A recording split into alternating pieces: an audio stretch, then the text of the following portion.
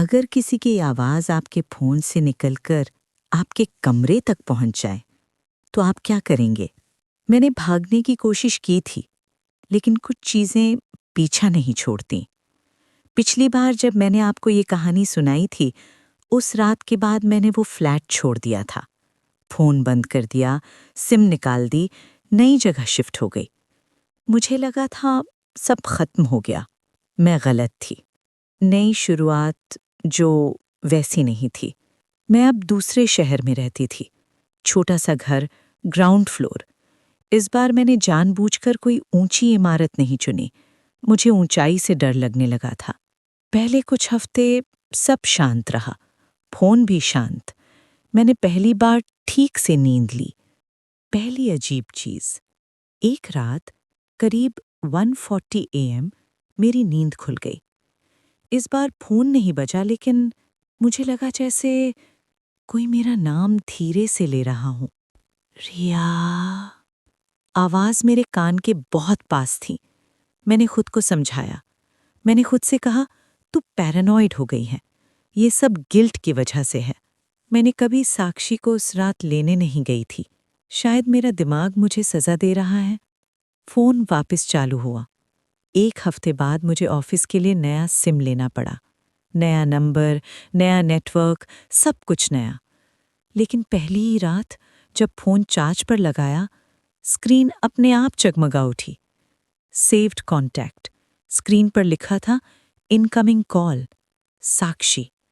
मैंने कांपते हाथों से फोन उठाया। बिना बोले उधर से वो आवाज आई, नया नंबर अच्छा है। अब वो जानती थी। मुझे समझ आ गया, वो अब सिर्फ कॉल नहीं कर रही थी, वो मुझे देख रही थी। उसने कहा, तू अब नीचे रहती है, यहाँ सीढ़ियाँ कम हैं। मेरी सांसें तेज हो गईं। मैंने पूछा, तू चाहती क्या है? कुछ सेकंड की चुप्पी। फिर, तू आखिरी बार मेरे साथ बात क्यों नहीं की थी? सच्चाई जो मैंने छुपाई थी। उस रात, जिस रात साक्षी मरी थी, उसने मुझे कॉल किया था। मैंने देखा था, लेकिन मैंने कॉल नहीं उठाई। मैं थकी हुई थी, मूड नहीं था। मैंने सोचा, कल बात कर लूंगी। अब उसकी आवाज़ बदलने लगी। अब उसकी आवाज़ पहले जैसी नहीं थी। उसमें कोई वार्मथ नहीं थी। वो सीधी बातें करती। तू सुनती रहती। अगर तू आती तो मैं यहाँ नहीं होती। घर में हलचल। अब कॉल के साथ साथ घर में चीज़ें बदलने लगीं। दरवाज़ा बिना हवा के हिलना, रात में रसोई से बर्तनों की आवाज़, बाथरूम का आईना धुंधला होना और उस पर उंगलियों के निशान। मैं अकेली नहीं लगती थी। उसने आना शुरू किया। अब वो सिर्फ फ़ोन पर नहीं रहती। कभी कभी मैं सोफे पर बैठी होती और सामने वाली कुर्सी थोड़ी सी खिसक जाती। फ़ोन बजता, मैं यहीं हूँ। मैंने मदद ढूंढी। मैं एक काउंसलर के पास गई।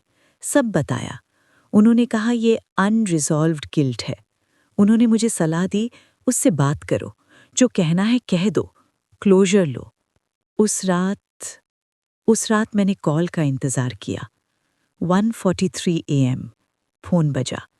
मैंने कहा, मुझे माफ़ कर दे। काफ़ी देर चुप्पी रही। फिर उसकी आवाज़, अगर माफ़ कर दूं तो क्या तू मेरे साथ आएगी? मैंने मना किया। मैं रो पड़ी। नहीं, मैं नहीं आ सकती। उसी पड़ी फ़ोन की आवाज़ घर में गूंजने लगी, हर कोने से, जैसे फ़ोन कमरे में नहीं, कमरा फ़ोन में हो। आखिरी बार लाइट बंद हो गई। मेरे सामने वो खड़ी थी। अब परछाई नहीं, पूरा चेहरा, आंखें खाली। उसने बस इतना कहा, तो फिर हर रात जागती रहना।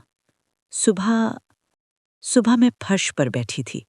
फ़ोन टूटा हुआ, स्क्रीन पर कोई कॉल लॉग नहीं।